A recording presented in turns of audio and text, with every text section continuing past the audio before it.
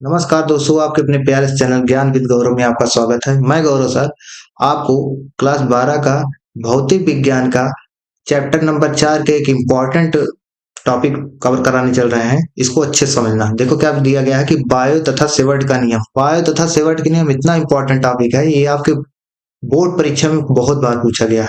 चलो इसको अच्छे से सीखते हैं, क्योंकि ये परीक्षा में आपको देखने को मिलेगा ही मिलेगा। तो चलो आगे देखो। तो ये देखो कितनी बार आया। मैंने इसको क्यों लगाया, क्योंकि आप देख सको 17 में आया है, 16 में आया, 19 में आया, 22 में आया, 23 में आया, मतलब हमेशा आता ही रहता है। तो चलो इसको सीखते हैं। तो देखो, तो मैंने आपका समय बचाने के लिए, मतलब लिखेंगे तो समय जाएगा, तो इसको समय बचाने के लिए मैंने पहले से लिखा है, आपको समझाते हैं। तो पहला आपको टॉपिक ये पूछा जाता है कि बायो सेवर्ट का नियम किस वर्ष दिया गया है। तो आप हमेशा जाने रखना कि बायो सेवर्ट का नियम सन 1820 में बायो तथा सेवर्ट ने दिया था। किसने दिया था? बायो तथा सेवर्ट ने 1820 में दिया था। ठीक। और देखो यह नियम किस पर आधारित है। यह नियम, पहली बात आप हमेशा जान लो कि अगर कोई चालक तार होगा, क्या होगा? अगर कोई चालक तार, एक कोई चालक तार है, इसमें अगर वैद्युत धारा आप प्रवाहित करोगे, क्या प्रवाहित करोगे? अगर कोई चालक तार होगा, उसमें अगर आप वैद्युत धारा प्रवाहित करोगे, वैद्युत धारा मान लो इसमें आई वैद्युत धारा प्रवाहित हो रही है, तो इसके चारों तरफ क्या उत्पन्न हो जाएगा? चुंबकीय क्षेत्र उत्पन्न हो जाता है। क्या उत्पन्न हो जाता है? चुंबकीय क्षेत्र। और चुंबकीय क्षेत्र से ही चुंबकीय क्षेत्र की तीव्रता बनती है। तो देखो चुंबकीय क्षेत्र उत्पन्न हो जाएगा। तो इन्होंने बायोसैवर्ट ने ये बताया कि अगर कोई चालक तार है, अगर उसका एक छोटा टुकड़ा ले लिया जाए, छोटा टुकड़ा मतलब एक छोटा टुकड़ा ऐसे काट लिया जाए, छोटा टुकड़ा जिसकी लंबाई मान लिया जाए क्या है? डेल एल है, जिसको बोला जाता है अल्पांश। अल्पांश क्या बोला जाएगा? एक अल्पांश, डेल एल लंबाई का एक अल्पांश काटा जाए, तो उस अल्पांश के कारण बायो तथा सेवर्ट ने किस अल्पांश पर एक नियम अपना दिया है कि उस अल्पांश के कारण कितना दूरी पर, मान लिया जाए कि आर दूरी पर, कितनी दूरी पर? आर दूरी पर, आर दूरी पर स्थित बिंदु पी है, बिंदु पी, वहां पर इन्होंने चुंबकीय क्षेत्र की तीव्रता का मान निकालना सिखाया है। समझे कि नहीं? वहां पर इन्होंने चुंबकीय क्षेत्र की तीव्रता डेल बी, चुंबकीय क्षेत्र की तीव्रता डेल बी का मान निकालना सिखाया है। और सुनो पहले, यहाँ पर देखो ये अल्पांश, जो इतना लंबाई का अल्पांश है, इतना लंबाई का, इसमें बीच में कुछ कोण भी बनेगा। तो इसको मान लीजिए कितना कोण है? थीटा है। कितना कोण है? थीटा है। इतना चीज है। इतना चीज अगर चित्र में आपको पता होगा तो आप आसानी से लिख सकते हो। तो चलो स्टार्ट करते हैं। तो देखिए इसमें क्या दिया है कि इस नियम के अनुसार किसी धारावाही चालक तार के कारण, किसी धारावाही चालक तार, ये जो हमने बनाया है, किसी धारावाही चालक तार, किसी धारावाही चालक तार के किसी अल्पांश, जो अभी मैंने काटा, किसी अल्पांश डेल एल के द्वारा बिंदु पी पर उत्पन्न चुंबकीय क्षेत्र की तीव्रता डेल बी, डेल बी। अच्छा देखो, ये जो चुंबकीय क्षेत्र की तीव्रता डेल बी है, ये किन किन बातों पर निर्भर करेगा? मतलब चुंबकीय क्षेत्र की तीव्रता ये डेल बी किन किन बातों पर निर्भर करेगा? तो देखो इन्होंने क्या बताया कि यह चालक में प्रवाहित धारा, मतलब ये जो धारावाही चालक तार है, ये जो चालक तार, ये चालक जो क्या है, ये जो धारावाही चालक तार है, इस चालक, तो यह चालक में धारा, यह चालक में प्रवाहित धारा आई के क्या होता है? समानुपाती होता है। कौन? चुंबकीय क्षेत्र की तीव्रता। तो इन्होंने अभी मैंने लिखा भी है, देखो डेल बी समानुपाती होता है आई की।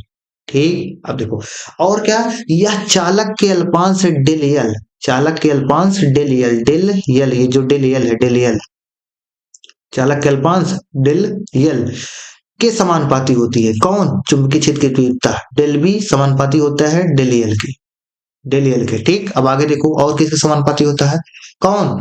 चुंबकीय क्षेत्र की तीव्रता, बार बार बोल रहे हैं चुंबकीय क्षेत्र की तीव्रता। यह बिंदु पी को, देखो यहाँ पर बिंदु पी को अल्पांश डेल एल से मिलाने वाली रेखा के बीच बने कोण थीटा के ज्या, ज्या मतलब जानते हो बच्चों? ज्या मतलब ये होता है, ज्या मतलब होता है साइन। क्या मतलब होता है? साइन। अगर बोल दे कि साइन थीटा की ज्या मतलब साइन थीटा, समझे कि नहीं? तो वही बोला है, थीटा के ज्या अर्थात साइन थीटा के समानुपाती होती है। कौन? डेल बी, डेल बी किसके समानुपाती होती है? साइन थीटा के। इन पूरे का मतलब क्या है? कुल मिला के देखो, जैसे ये तार था, क्या था? ये तार था, ये अल्पांश है, डेल एल कटा। ठीक। तो डेल एल, तो देखो इस जो डेल एल अल्पांश, ये जो अल्पांश है, अल्पांश तथा बिंदु पी को मिलाने वाली, बिंदु पी को मिलाने वाली रेखा के बीच में जो बना हुआ कोण है, इसकी ज्या, कोण की ज्या के क्या होता है? समानुपाती होता है। ठीक। हाँ। अब आगे देखो, यह अल्पांश डेल एल, अल्पांश डेल एल तथा बिंदु पी को, तथा बिंदु पी के बीच की दूरी, बीच की दूरी आर, बीच की दूरी आर के क्या होती है? आर, बीच की दूरी आर के वर्ग मतलब स्क्वायर के वर्ग के व्युत्क्रमानुपाती होती है। मतलब डेल बी व्युत्क्रमानुपाती 1/r स्क्वायर। इतना समझ में आया? इतना समझ में आया होगा। पूरी बात समझ में आई होगी, एकदम अच्छे से समझ में आना चाहिए। और इसको पेपर में आप लिख कर आएंगे, देख लेना पेपर में आपके आएगा। अब देखो, चारों समीकरणों को मिलाने पर, चारों समीकरणों को मिला दिया जाए, तब इन देखो मैंने कितना समीकरण बनाया, देखो समीकरण एक, समीकरण दो, और समीकरण तीन, और समीकरण चार, इतना है। अब इसके बाद क्या किया, और कोई चारों समीकरणों को मिलाने पर, चलो चलो चारों समीकरणों को मिलाओ आप। तो जब चारों समीकरणों को मिलाओगे तो क्या होगा, तो आएगा डेल बी। क्या होगा, डेल बी। देखो मैं लिख रहा हूं डेल बी समानुपाती, मतलब चिन्ह तो वही रहेगा। देखो समीकरण एक में क्या था, आई था, तो पहले आई लिखोगे। समीकरण दो में क्या था, डेल एल था, तो लिखो आई आई आई डेल एल, आई डेल एल। और देखो फिर साइन थीटा है तो साइन थीटा लिख दो, साइन थीटा, साइन थीटा लिख दोगे। अपान में, अपान में बताओ, अपान में वन अपान आर स्क्वायर है, तो अपान में आर स्क्वायर आ जाएगा, क्या आ जाएगा, आर स्क्वायर हो जाएगा। ये हो गया। अब इतना आ गया तो आपको पता होना चाहिए बच्चों कि अगर समानुपाती वाला अगर साइन है तो ये हटेगा ना, तो ये कांस्टेंट आता है। क्या आता है, कांस्टेंट। तो कांस्टेंट देखो, कांस्टेंट मैंने लिखा है कि I D L sine theta upon R square तो था ही, I D L sine theta upon R square तो था ही। अब यहाँ समानुपाती के स्थान पर, जो समानुपाती के स्थान पर क्या गया, एक कांस्टेंट आएगा। एक एक लाइन रट लो, तो देखो क्या हो जाएगा, तो कांस्टेंट आया, क्या आया, म्यू नॉट अपान 4 पाई, म्यू नॉट अपान 4 पाई, ये क्या है, कांस्टेंट है, समानुपाती नियतांक। तो देखो इसको पता होना चाहिए, इसको जो मैं बता रहा हूँ, किसको, कि म्यू नॉट अपान 4 पाई, म्यू नॉट अपान में 4 पाई का मान कितना होता है बच्चों, म्यू नॉट अपान 4 पाई का मान होता है 10 की घाते माइनस 7। क्या होता है, 10 घाते माइनस 7, इंपॉर्टेंट है। 10 घाते माइनस 7, इसका मात्रक क्या होता है, न्यूटन प्रति एम्पियर स्क्वायर। क्या होता है, न्यूटन प्रति एम्पियर स्क्वायर। और दूसरा क्या होता है, वेबर प्रति एम्पियर मीटर। दूसरा क्या होता है, वेबर प्रति एम्पियर मीटर। ठीक। और देखो चुंबकीय क्षेत्र की तीव्रता जो डेल वी है, चुंबकीय क्षेत्र की तीव्रता डेल वी का मात्रक क्या होता है, टेस्ला होता है, या तो वेबर प्रति मीटर स्क्वायर। क्या होता है, वेबर प्रति मीटर स्क्वायर, पता होना चाहिए। इतना आपको अगर पता कर लिए तो आपको आपको आपको 4 नंबर 3 नंबर जाने से 5 नंबर का जो डेरिवेशन जैसे आएगा, उसको आपको पाने से कोई रोक नहीं सकता। तो आपको समझ में आया होगा, पूरा समझ लो। देखो मैंने जो जो कराया, इसको देखो, एकदम अच्छे से देखो, देख लिया।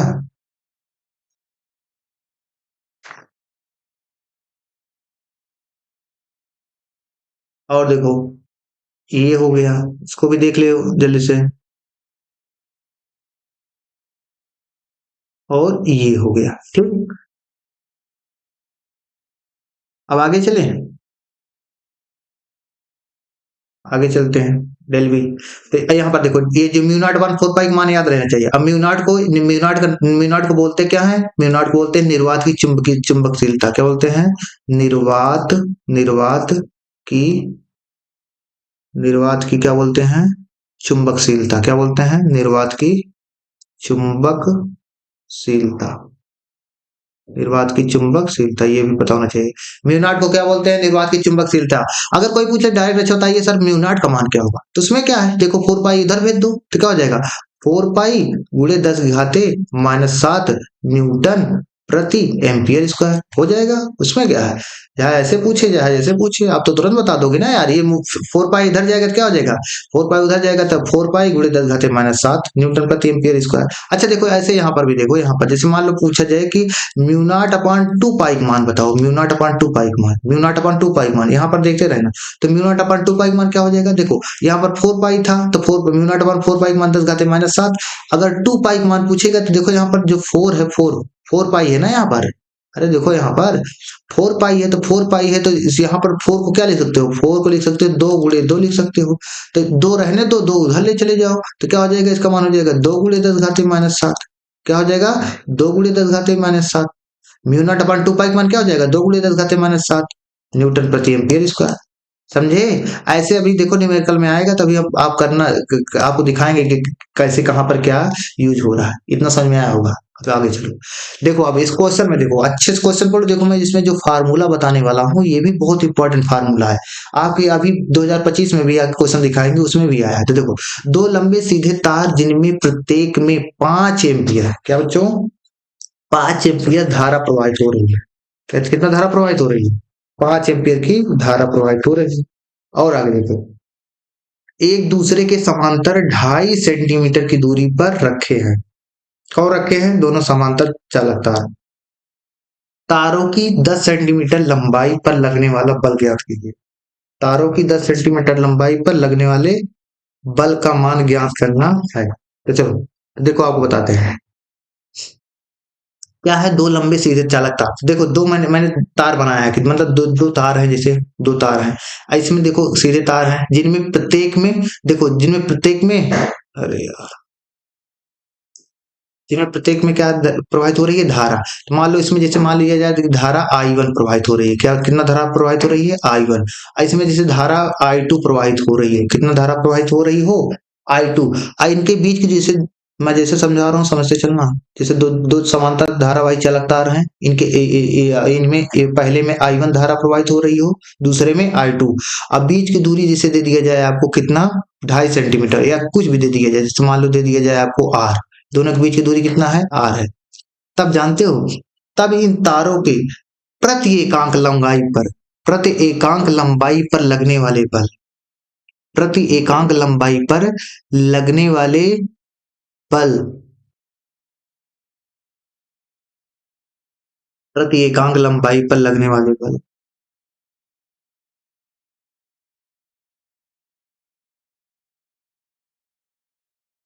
ऐसे सीखो।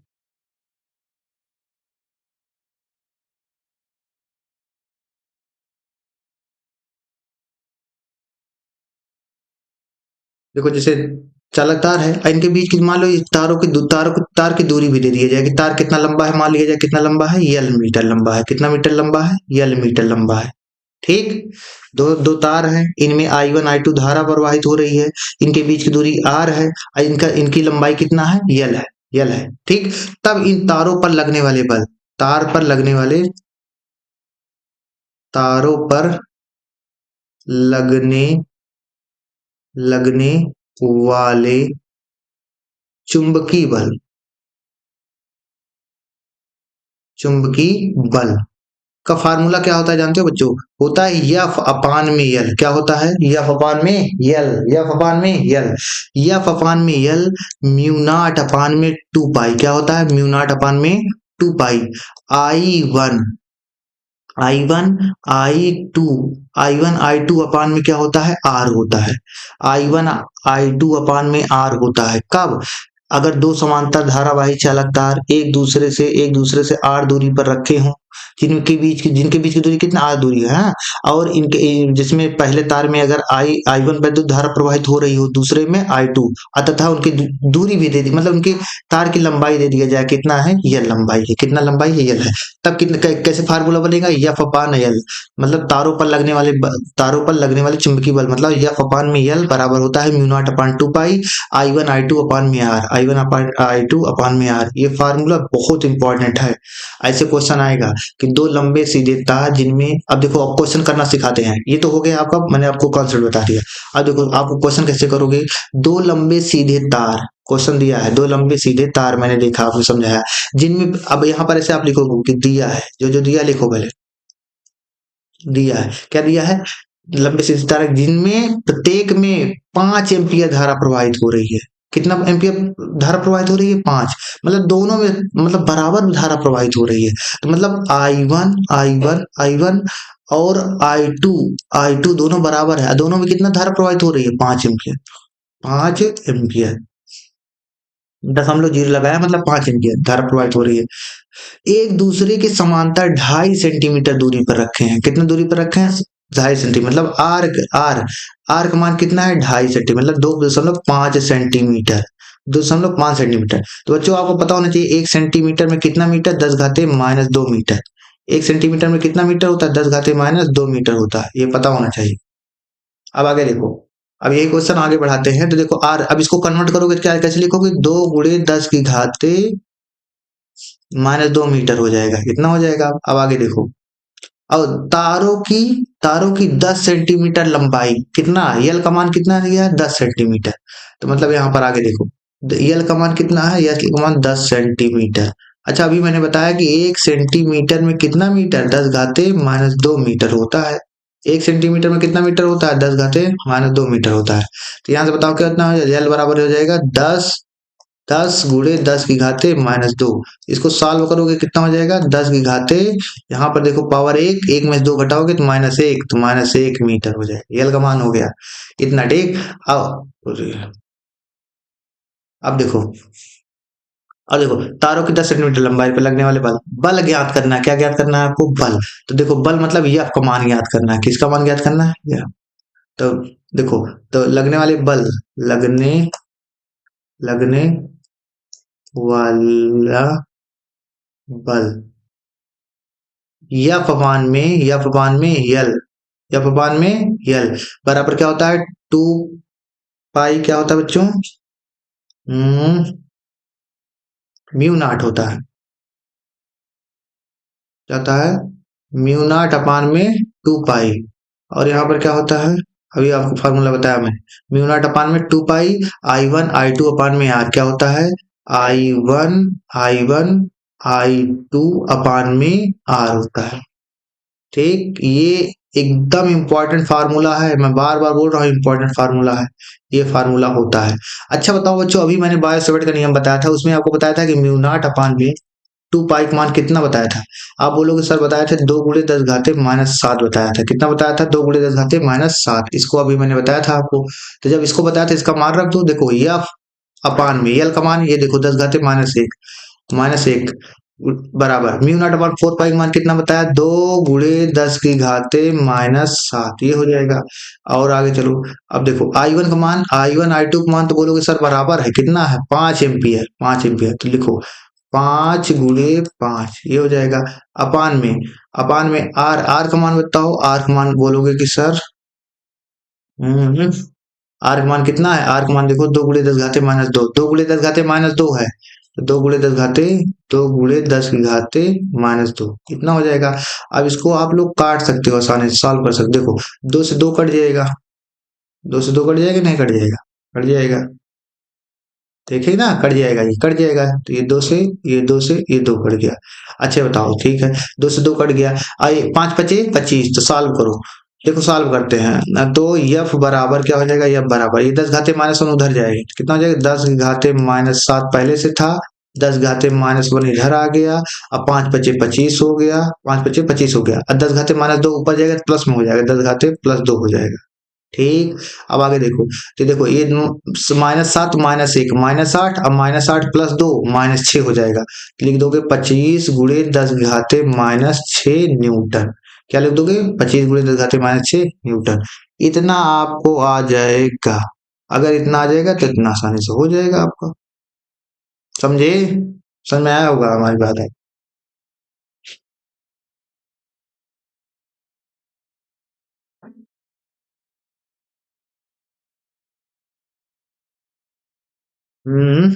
यहाँ पर देखो थोड़ा गलती हो गई है क्या? यहाँ पर देखो 2.5 देखो, यहाँ पर 2.5 सेंटीमीटर की दूरी पर रखा था। हाँ, तो यहाँ पर मैंने क्या लिख दिया है? 2 गुणे 10 घाते -2 लिख दिया है, जबकि 2.5 लिखना था। ये थोड़ा मिस्टेक हो गया है। तो मिस्टेक हो गया, तो इसको सुधार लिया जाए। कितना लिख दोगे यहाँ पर? 2.5 गुणे 10 की घाते -2 मीटर हो जाएगा। ठीक, गलतियां तो होती हो ही जा सकती हैं। तो देखो सुधारा भी जाएगा, तो इसमें कुछ नहीं करना। सेंटीमीटर के स्थान में 10 घाते -2 लिख दिया। ठीक, अब यहाँ पर आ जाओ। मतलब आर का मान क्या रखना है? 2.5 रखना है। कितना रखना है? 2.5 रखना है, बस हो जाएगा। कितना रखना है? 2.5 रख दो, 2.5 रख दोगे। अच्छा तो 2.5 रख दोगे तो कैसे कटेगा? ये कटेगा ही नहीं। तो देखो हम आपको काट के दिखाते हैं कैसे सॉल्व किया जाएगा इसको। देखो यहाँ पर कैसे अब लिखना है। देखो पहले बताओ, 5 पचे 25, 25 हो जाएगा ना। इसको भी, ये कटा नहीं है, ठीक। ये क्या लिखा है? 2 लिखा है, ठीक। अब देखो 5 पचे 25 हो जाए। अच्छा तो ये ढाई, आपको पता मुझे 5/2 मीन्स क्या होता है जानते हो? मतलब ढाई का नाम ढाई, ढाई दूना 5 होता है, आपको पता होना चाहिए। तो ऐसे देखो ये कट जाएगा, एक तो ये कट जाएगा, तो यहाँ पर कितना बचेगा? 2 हो जाएगा। ठीक। अच्छा तो 2 पंचे 10, 2 पंचे 10, और 10 दूनी 20 हो जाएगा। लिखोगे 20, क्या लिखोगे बच्चों? 20। ठीक। देखो क्या लिखोगे? 20, अरे 5 दूनी 10, 10 दूनी 20, 20 गुणे 10 घाते -7, 10 घाते -7 10 घाते माइनस 7 गुणे, और 10 घाते माइनस 2 ऊपर जाएगा, क्या हो जाएगा, प्लस में हो जाएगा, प्लस में 2 हो जाएगा। अच्छा तो ये भी उधर, ये उधर जाएगा, ये तो लेकिन ये ऊपर नहीं जा रहा है, ये तो बराबर कुछ साइड जा रहा है, तो वैसे ही लिखा जाएगा 10 घाते माइनस 1, इतना हो जाएगा, ये एफ हो गया। अच्छा इसको थोड़ा सॉल्व करो, कितना हो जाएगा, 2 में से 1 गए 1, माइनस 7 प्लस 1 कितना हो जाएगा, माइनस 7 माइनस 6 हो जाएगा, कितना हो जाएगा, माइनस 6 हो जाएगा। तो कैसे लिखोगे, 20 गुणे 10 की घाते माइनस 6 हो जाएगा। अच्छा बच्चों आपको पता होना चाहिए, जो 20 है ना, ये भी आपका आंसर सही है, न्यूटन, इतना लिख दोगे तो आपका आंसर सही है, ज्यादा परेशान होने की जरूरत नहीं है, बस इतना लिख दोगे आपका आंसर आ गया। या का मान क्या हो जाएगा, 20 गुणे 10 घाते माइनस 6 न्यूटन। और चाहे अगर दो जैसे जीरो हटाना है तो यहाँ पर चला जाएगा, तो एक माइनस कम कर देगा, तो इसको इसका मान ये भी हो जाएगा 2 गुणे 10 की घाते माइनस 5 न्यूटन। आपका ये भी सही है, ये भी सही है, ये आपका मान आ गया।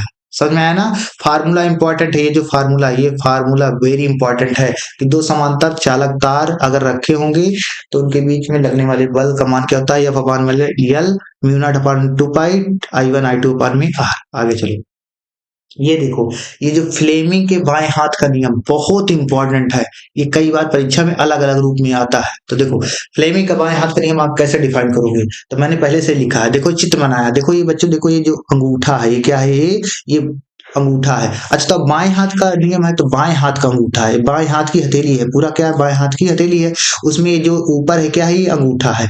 और इसको क्या बोलते हैं, तर्जनी बोलते हैं, इसको क्या बोलेंगे, तर्जनी बोलेंगे।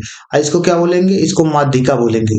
3 उंगली होती है, अपने बाएं हाथ की उंगली देखोगे तो 3 उंगली होती है, जिसमें एक अंगूठा होता है, और उसके बगल वाली जस्ट बगल वाली तर्जनी होती है, और उसके जस्ट बीच में जो होती है उसको माध्यिका बोलते हैं।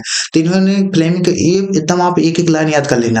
कैसे बोलोगे कि इस नियम के अनुसार, इस नियम के अनुसार, कौन, फ्लेमिंग के बाएं हाथ के नियम, इस नियम के अनुसार जब हम अपने बाएं हाथ के अंगूठे, जब हम अपने बाएं हाथ के अंगूठे, अंगूठा ये है जो, जब अपने हम बाएं हाथ के अंगूठे, जब हम अपने बाएं हाथ के अंगूठे, अंगूठे माध्यिका, माध्यिका ये है, ठीक, ये माध्यिका तथा तर्जनी, ये क्या है, तर्जनी है, अंगूठे तर्जनी माध्यिका, जहाँ जैसे लिखो, जब हम इस नियम के अनुसार जब हम अपने बाएं हाथ के अंगूठे तर्जनी माध्यिका या अंगूठा तर्जनी माध्यिका, जहाँ जैसे लिखो, को एक दूसरे के लंबवत इस प्रकार व्यवस्थित करते हैं, मतलब तीनों को ऐसे व्यवस्थित करना है कि तीनों एक दूसरे के लंबवत हो, इस प्रकार व्यवस्थित करते हैं कि तर्जनी, ये जो बीच वाली, ये जो है अंगूठे के बगल वाली जस्ट, कि तर्जनी, तर्जनी क्या, तर्जनी चुंबकीय क्षेत्र की तीव्रता, तर्जनी चुंबकीय क्षेत्र हो, मतलब तर्जनी के इसको दिखाए, तर्जनी चुंबकीय क्षेत्र की दिशा बताए, तथा माध्यिका, ये जो माध्यिका है, माध्यिका क्या बताए, प्रवाहित होने वाली विद्युत धारा की दिशा बताए, प्रवाहित होने वाली विद्युत धारा की दिशा बताए। तो अंगूठा, जो ये अंगूठा है, अंगूठा, अंगूठा तार पर लगने वाले बल की दिशा व्यक्त करता है, क्या बताता है, तार पर लगने वाले बल की दिशा व्यक्त करता है। तो आपको समझ में आया नहीं आया, ये पता होना चाहिए, क्या मैंने बताया, इस नियम के अनुसार जब हम अपने बाएं हाथ के तीनों उंगलियां, ऐसे भी जहां जैसे बनाकर लिखो, इस नियम के अनुसार जब हम अपने बाएं हाथ की तीनों उंगलियों, कौन कौन, अंगूठा तर्जनी तथा माध्यिका को इस प्रकार व्यवस्थित करें कि तर्जनी, तर्जनी चुंबकीय क्षेत्र की दिशा तथा माध्यिका, माध्यिका क्या, चालक में प्रवाहित विद्युत धारा की दिशा बताए, तो अंगूठा जो होता है, अंगूठा, अंगूठा, अंगूठा क्या बताता है, चालक पर लगने वाले बल की दिशा बताता है, क्या बताता है, बल की दिशा बता व्यक्त करता है। तो हो गया, फ्लेमिंग के बाएं हाथ का नियम हो गया ना, वेरी इंपॉर्टेंट था। आगे चलो, आगे देखो, ये आपका क्वेश्चन मैंने दिया, देखो 2025 में आया है, जो अभी मैंने आपको फार्मूला बनाया है। तो देखो चलो, इसमें लिखा है, तो जो लिखा है तुरंत आप सॉल्व करेंगे, 3 नंबर पाएंगे आप तुरंत। तो चलो सॉल्व करते हैं इसको। क्या, दो समांतर चालक तार है, क्या दिया है, दो समांतर तारों में, दो समांतर तारों में जिनकी पारस्परिक दूरी, मतलब दो तार है, एक तार बना लिया जाए ऐसे, एक तार ऐसे है, और एक तार और बना लो, दो, दो तार ऐसे मान लो, दो तार है जिनकी पार, क्या बोले यहाँ पर देखो, क्या बोला है, जिनकी पारस्परिक दूरी, पारस्परिक दूरी, पारस्परिक दूरी मतलब जानते हो बच्चों, पारस्परिक दूरी का मतलब होता है उनके बीच की दूरी, बीच की दूरी कितना दिया है, मतलब आर, आर, आर का मान कितना दिया है, 0.06, 0.06 मीटर दिया है, 0, तो मतलब आर का मान दिया है, जो जो दिया है पहले लिखो जल्दी से, तुरंत सॉल्व करो। आर का मान दिया है 0.06 मीटर, आर का मान दिया है, ठीक। और अच्छा तो आप बोलोगे सर इसको तो कन्वर्ट नहीं करना है, तो हम बोलेंगे नहीं, क्योंकि ये मीटर में दिया है, सेंटीमीटर में देता तब परेशान होते हैं हम लोग, ठीक। समान धारा क्या बोला है आगे? समान धारा, ये वेरी इंपॉर्टेंट लाइन है। समान धारा एक ही दिशा में बह रही है, मतलब दोनों में समान धारा प्रवाहित हो रही है। मतलब इसमें मान लो I1 प्रवाहित होती है, इसमें कितना प्रवाहित होती है? I2 प्रवाहित होती है। इसमें समान धारा है, मतलब I1 और I2 समान का मतलब होता है बराबर है। ठीक, बराबर है। अब कुछ दिया ही नहीं है लास्ट में, देखो ठीक है, इतना बह रही है। दोनों के मध्य प्रति, यहाँ पर देखो ये भी इंपॉर्टेंट लाइन है, दोनों के मध्य प्रति मीटर, क्या दिया है? प्रति मीटर लंबाई पर लगने वाले आकर्षी बल क्या? तीन आकर्षी बल 3 × 10⁻³ न्यूटन है। अब देखो मैंने क्या बोला? देखो दोनों के मध्य प्रति मीटर लंबाई पर लगने वाला बल, मतलब प्रति मीटर लंबाई, मतलब F/L का मान दिया है। समझे कि नहीं? डायरेक्ट बल का नहीं दिया है, प्रति मीटर लंबाई, मतलब जब प्रति के मतलब होता है प्रति मीटर लंबाई, मतलब अपान में L, F/L का मान कितना दिया है? 3 × 10⁻⁻6 दिया है। ये सॉरी -3, ऐसे ही गलती हो जाता है। कितना दिया है? -3 दिया है। ये आपको समझ आया नहीं आया? प्रति मीटर लंबाई बोला है, थोड़ा अलग बोला है। प्रति मीटर लंबाई पर लगने वाला आकर्षी बल, मतलब F/L का मान कितना दिया? 3 × 10⁻³ दिया। तो प्रत्येक तार में बहने वाली धारा का मान ज्ञात करना है, मतलब I1 I2 का मान ज्ञात करना है। अच्छा देखो, I1 बराबर I2 है, इसको बराबर मान लो I, क्या मान लो? I, दोनों का मान कितना है? I है। ठीक, अब देखो, अब आप आसानी से निकाल सकते हो। तभी बोलोगे फार्मूला से, सूत्र से। तभी मैंने आपको सूत्र बताया था बच्चों, क्या बताया था? F/में L बराबर क्या होता है? F/L बराबर क्या होता है? μ0/2 पाई ब्रैकेट में I1, याद हो गया होगा फार्मूला, I1 I2 अपान में R होता है। क्या होता है? I2 अपान में R। अब फार्मूला लगा दिया जाए, तो चलो आगे वाले पेज में लगाते हैं। देखो तो क्या लिखोगे? F/L का मान दिया है, नहीं दिया? देख लो, F/L का मान दिया है, ये देखो F/L का मान कितना दिया है? F/L का मान दिया है 3 × 10⁻³ लगाओ। तो पहले लिखोगे 3 × 10⁻³ बराबर बराबर बराबर μ0/2 पाई। μ0/2 पाई का मान बच्चों अभी मैंने बताया था, कितना बताया था? याद हो गया होगा। तो कितना होता है? 2 × 10⁻⁷। मात्रक बता दो इसलिए न्यूटन प्रति एम्पियर इसका।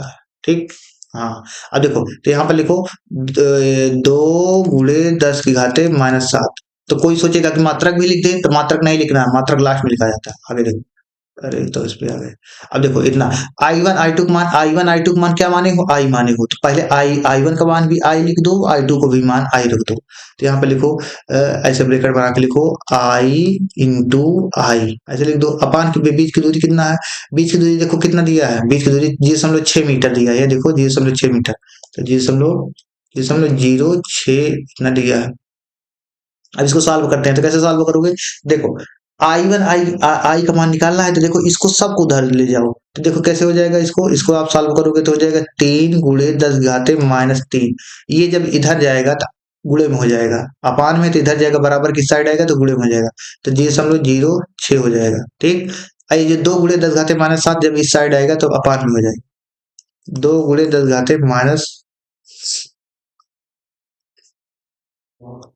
कितना हो जाएगा? 2 × 10⁻⁷ हो जाएगा, इज इक्वल I × I आ गया। इतना आ गया कि नहीं आ गया? बताओ। जब इतना आ गया तो आपको कुछ नहीं करना है, बस आप आपका आसानी से हो जाएगा। अच्छा ये बताओ, अब देखो ये 2 से कट जाएगा तो है ही, कट जाना चाहिए। देखो ये क्या हो जाएगा? ये कट जाएगा, तो ये कट जाएगा। कितना कटेगा बताओ? ये आप बोलोगे सर 2 का नाम 2, 2 3 6 होता है, तो 0 समझ लो क्या हो जाएगा? 0.03 हो जाएगा, इतना हो जाएगा। अब चलो तो I1 I क्या लिख सकते हो? I² लिख सकते हो, बराबर क्या हो जाएगा? आप बोलोगे सर 3 × 10⁻³ इंटू 0.03 इंटू 10⁻⁷ ऊपर चला जाएगा, 10⁻+7 हो जाएगा।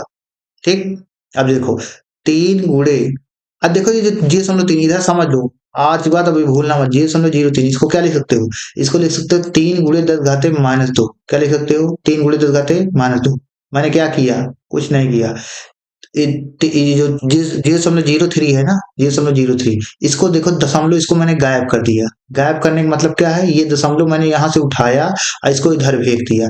जैसे इधर फेंकते हैं, इधर ले जाते हैं, जितने अंक बाद उधर ले जाते हैं उतने 10 पावर माइनस लगता है। मतलब कुल मिला के दशमलव अगर इधर ले जाओगे तो 10 घाते माइनस में लगेगा। क्या लगेगा? माइनस। अगर दशमलव इधर ले आओगे तो प्लस में लगेगा। ठीक। तो देखो, तो मैंने क्या किया, दशमलव उधर ले जाकर फेंक दिया, जैसे उधर फेंका जाता है वो गायब हो जाता है। तो यहाँ पर देखो क्या, 0.03, इसको क्या लिख सकते हो, 0.03 को क्या लिख सकते हो, इसको लिख सकते हो आप, इसको लिख सकते हो 3 गुणे 10 की घाते -2। अच्छा, तो आप -2 -3 पहले से था तो -3 पहले से था, और 10 घाते +7 हो जाएगा। तो बताओ, 3 त्रिक का 9 गुणे 3 2 5 हो जाएगा, 5, 7 में से 5, 7 में से 5 गए तो 2 हो जाएगा। इतना समझ में आया? इतना समझ में आया होगा। अच्छा देखो, आई स्क्वायर का मान है, आई स्क्वायर का मान, तो यहाँ से आई स्क्वायर बराबर, देखो 10 घाते 2 बच्चों, 10 घाते 2 का मान होता है 100। कितना होता है? 100। और 10 घाते 3 का मान, 10 घाते 3 मतलब 10 घाते 3 का मान क्या होता है? 10 घाते 3 का मान 1000 होता है। पता होना चाहिए, एकदम बेसिक से बता रहा हूँ। तो देखो, इसको क्या लिख दोगे, 900।